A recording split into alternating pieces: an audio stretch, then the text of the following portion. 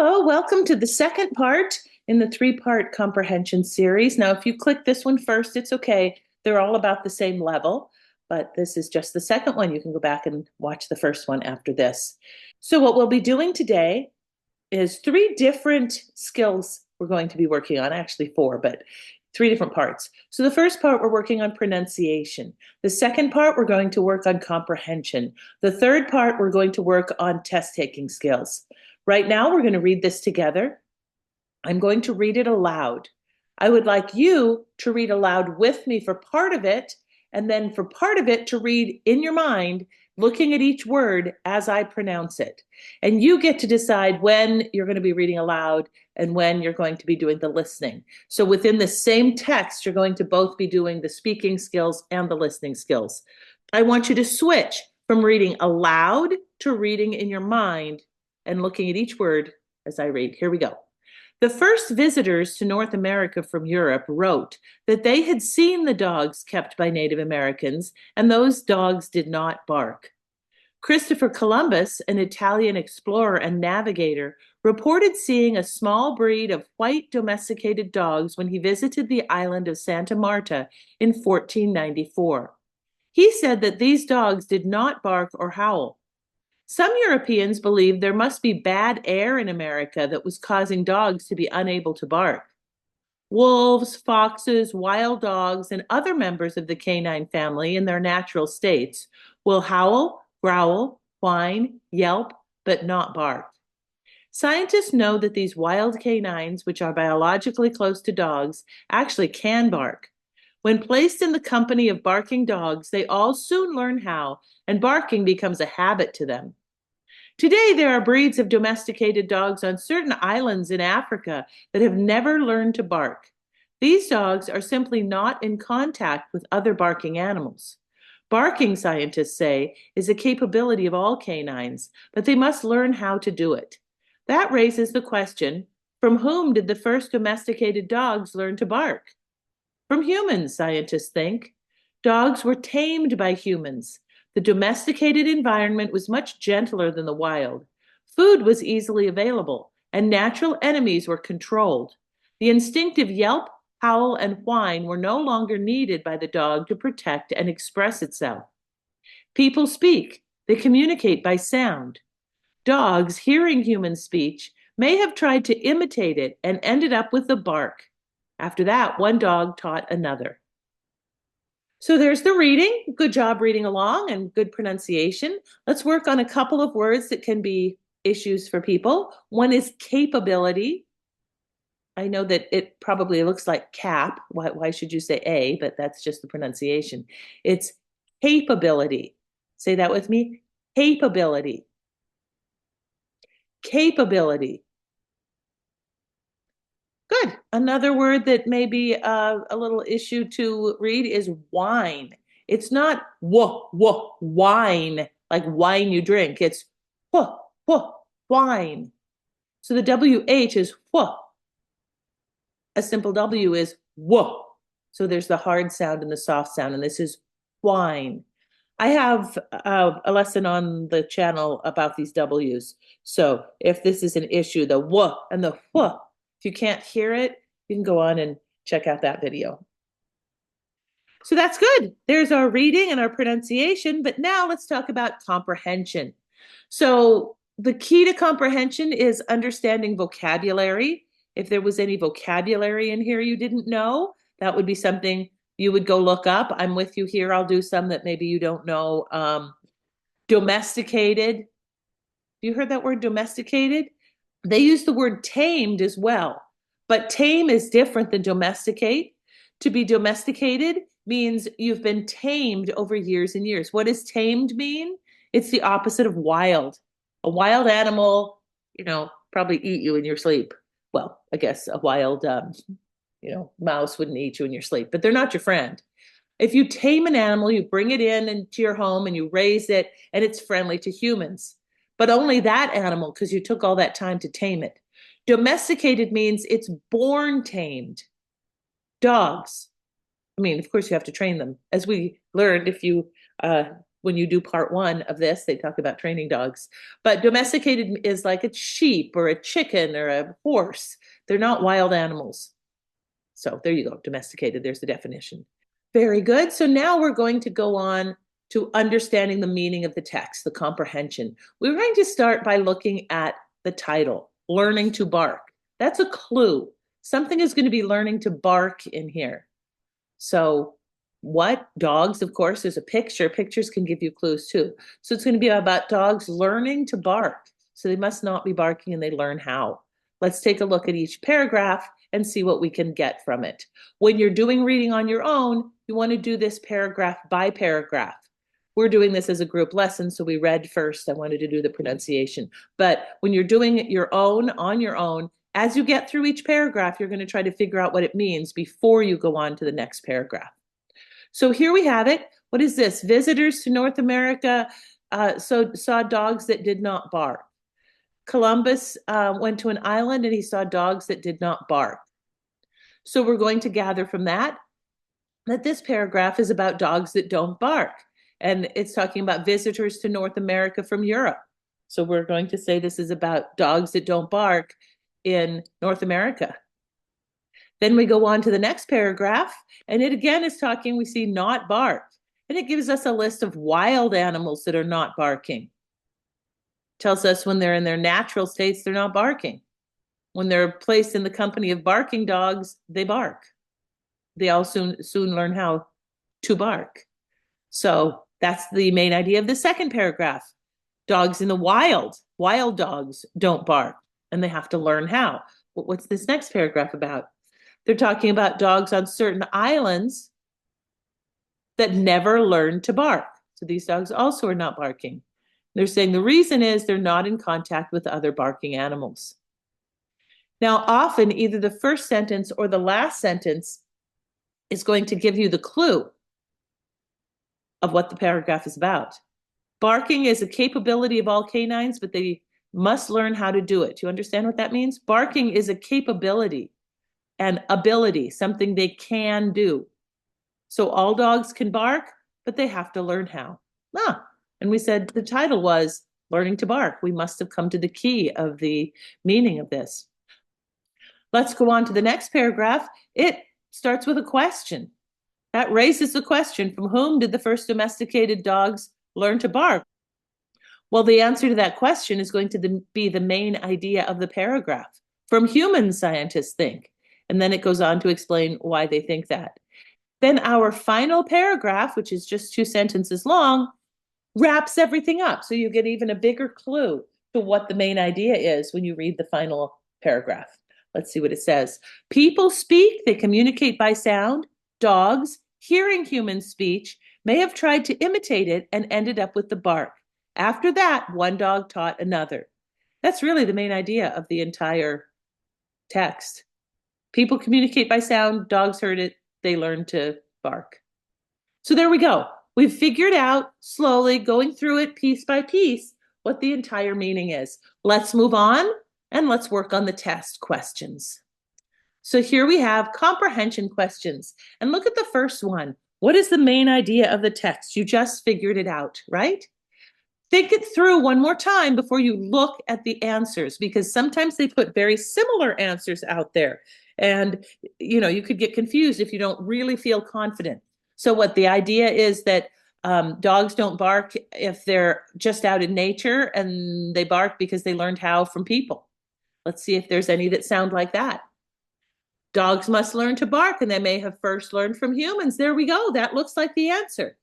Never just mark down what you think the answer is without looking at the other ones. There may be one that is more correct or has additional information that would make that one the main idea. So let's see if there's anything else. Wolves, foxes, and wild dogs are all members of the canine family. That was a detail in this, but not the main idea, because it's not mentioned in every single paragraph. The main idea is something that will be discussed in every paragraph. Domestication is the process of humans taming animals over time. Here they are defining a word, which is fine, but it's not the main idea, because that's just defining one of the many words in there. The first visitors to North America from Europe wrote about barkless dogs. Well, that's true. That's another fact. And that was a fact that helped them explain the point that there were dogs that didn't bark and they had to learn. But that's not going to be the main idea. So you were right. It was A. So let's mark down A and go to the next one. What family of animals do dogs belong to? Well, it did have the word canine in there. Did you know what that meant? It said the canine family. If you don't know what canine means, you've got to think about it. Is a dog a fox? No. Is a dog a wolf? No. Is a dog a wild dog? I mean, that's two kind of very similar things. And it asks what family of animals. So one of these must be the title to the group. And if you realize that all of these are equal to dogs, this one must be it by process of elimination, if you didn't know what the word canine meant. So even if you don't know what a word means, you can still get these things right if you really think it through. Okay, let's look at the next one. What did Christopher Columbus see when he visited the islands of Santa Marta in 1494? Do you already know? If you struggle looking through them for the answer because you don't remember it, you may pick the wrong one. So we need to remember what he saw there before we look at the answers. What did he see? Well, let's look up here. We're going to skim the passage for numbers. It's easier to pick out a number. So we're glancing through here. Oh, look, I see a number. Okay, what does it say? When he visited the island of Santa Marta in 1492, he said he found dogs that did not bark or howl. So the answer is going to be dogs that don't bark or howl. We already know the answer. So now when we look at it, we'll be able to find it. Wolves, foxes, wild dogs in their natural states. That's not what it said. Wild domesticated dogs that neither barked nor howled. That sounds like it. Let's keep going because remember it said small white dogs. Maybe there's something with more detail. Oh, look, this one says the dogs are white, but it says they're large. The text said small and were tamed by humans. No, that's not it. Wild canines that were biologically close to dogs. No, that's not it either. So it was B, white domesticated dogs that neither barked nor howled. Europeans imagined the reason dogs in the New World did not bark was because, do you remember? It's good to find out before we look at them because we could look at them and say it was something bad, right? Was it bad air or bad water? And then you might say, oh, I remember it was bad water. Nope. We have to come back and look. It says right here, some Europeans believe there must be bad air in America that was causing dogs to be unable to bark, bad air. So by looking back and checking, you got it that it was air. It would be easy to kind of remember it was bad resources of some kind and mix it up if you didn't check. Now, from the context of the text, what is the meaning of the word domesticated? We talked about that, or ostensibly you looked it up, so you remember domesticated means tamed for generations. See if anything here talks about that. The kind of animal that lives in its natural state, not with humans. If you recall, that's the definition of a wild animal. Animals that imitate dogs and yelp like human speech. No, it's something that is born tame. The many dogs that lived with Native Americans before 1494, you might be tempted to do that, one, because they did say that there were domesticated dogs, but that's really not the definition. So even though this might be true, and they might have used the word domesticated in the text with it, don't be deceived. You have to be answering the question directly, and the question asks you the meaning of the word domesticated.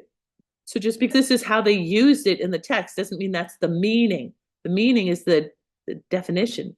A type of animal that has been tamed by and lives with humans. Well, very good. That didn't go into the entire definition. If you had looked it up, there would have been like a little, several sentences, but that's close enough.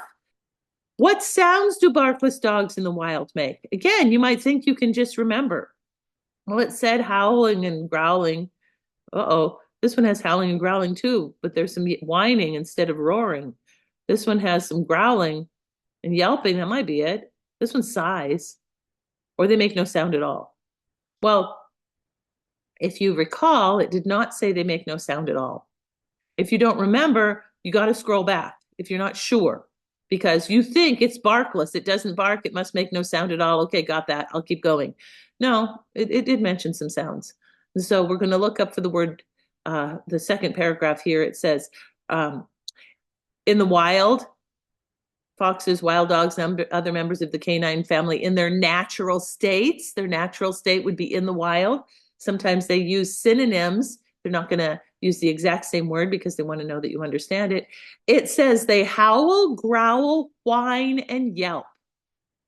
Now we come down here, and none of the answers say howl, growl, whine, and yelp. They mixed up the order, which means we have to understand the meaning. We can't just do something that's copied exactly.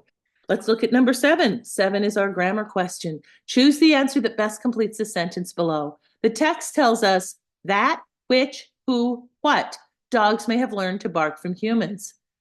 All right, let's take a look at number 7. Choose the answer that best completes the sentence below. The text tells us that, which, who, what dogs may have learned to bark from humans. Well, let's look at the first one, that. That can be many things. It could be a pronoun, an adverb, a conjunction, a determiner. In this case, what is it? I mean, what could be here? Well, the text tells us is like a complete sentence, and dogs may have learned to bark from humans looks like a complete sentence too. So whatever we put in here has to be acting like a conjunction. The text tells us, what does the text tell us? That dogs may have learned to bark from humans. That connects it. So the text tells us that dogs may have learned to bark from humans. Not in the sense of that dog, look over there. That dog, that would be a determiner.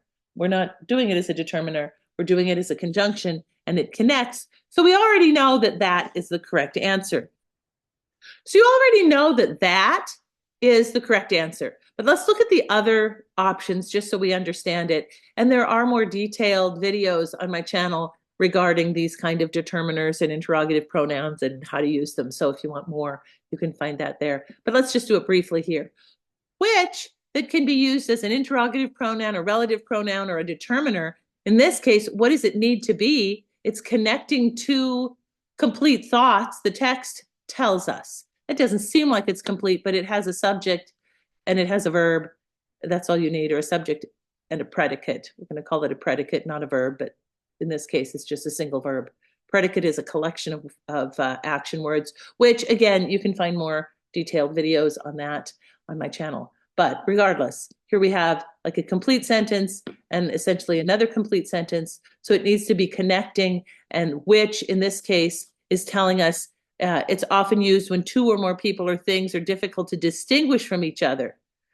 The text tells us which dogs may have learned to bark, meaning which ones. Which specific of the choices are the ones that learn to bark from humans. But that's not what we're saying in this sentence. That's not what we're trying to communicate. So the word is not which.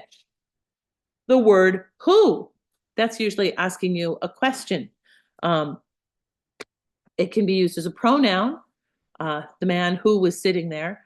But I'm going into too much detail. Again, you can find all these details in another video. Who, just like which, telling us specific. In this case, where it's two complete ideas, the text tells us who dogs may have learned to bark from humans.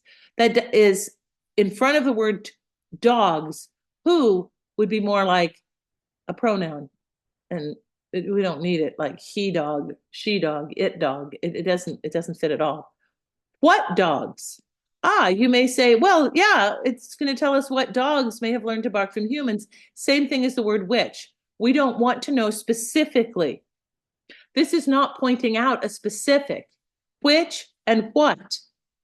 So that's a really brief explanation of when and how to use these. Again, go to a different video for a little more detail. All right, let's go to the short answer questions, where you'll have to, if you were doing this as a test somewhere, you'd have to write it. Now you're just going to think it or say it to me. Explain the scientist's theory of why dogs who can biologically bark choose not to bark. Do you remember why? I don't remember the word theory in there. I don't know if they said theory, but if the scientists are coming up with a conclusion, that would be their theory. So why dogs who could biologically bark choose not to bark? Do you remember? The whole title was Learning How to Bark. You should really remember. But let's take a look up here just in case you don't and find it here. This is the whole thing here. Dogs hearing human speech may have tried to imitate it and ended up with the bark. Is that the answer, though? What was the question? Explain the scientist theory of why dogs who can biologically bark choose not to bark. I use this worksheet in my classes a lot, and people will often do this as their answer. They heard human speech, so they learned how to imitate barking. That's not what we're talking about. They asked why they're not barking. Why are they not barking? So let's come up here and take a look. It says they're simply not in contact with other barking dogs. It's a capability of all canines. Capability, recall, means they can do it or they have the ability, but they must learn how. So remember, the question was, why don't dogs bark? Not like, how do they learn? So you really have to look at the prompt and answer the prompt. And this is a very common one for people to not get correct. So I wanted to call your attention, really be specific here. And we're going to say something like, they are not in contact with other barking animals and never learn to bark. That's their theory. They're not in contact with other animals and they never learn. That's why dogs who can bark choose not to bark. So again, really going with the prompt. All right, let's look at the next one. It says, from whom do these scientists think that dogs first learn to bark? Humans. But you're not going to put a one-word answer. Maybe your teacher accepts that, but just to be in a good habit, it's always good to write a full sentence. So you could say, scientists think dogs learn to bark from humans. You could give extra information also. That's always a good habit to get into, to give a little bit of extra information. You could say, scientists think that the first dogs learn to bark by copying the talking sounds of humans. So it's just a little extra information. You would be correct even if you just said by humans. And so let's look at the last question. In the world today, where can you find barkless dogs? Well, let's look. Where could I find a barkless dog? It says up here, certain islands and in Africa. Right here. Today, there are breeds of domesticated dogs on certain islands and in Africa. Well, I could just write certain islands and in Africa, but I want to write a complete sentence. So I will write, today you can find barkless dogs on certain islands and in Africa. So that concludes today's lesson. You learned something about dogs, hopefully, as we did our pronunciation, comprehension, and test-taking skills. So thank you again for listening all the way to the end, and I'll see you in the next one.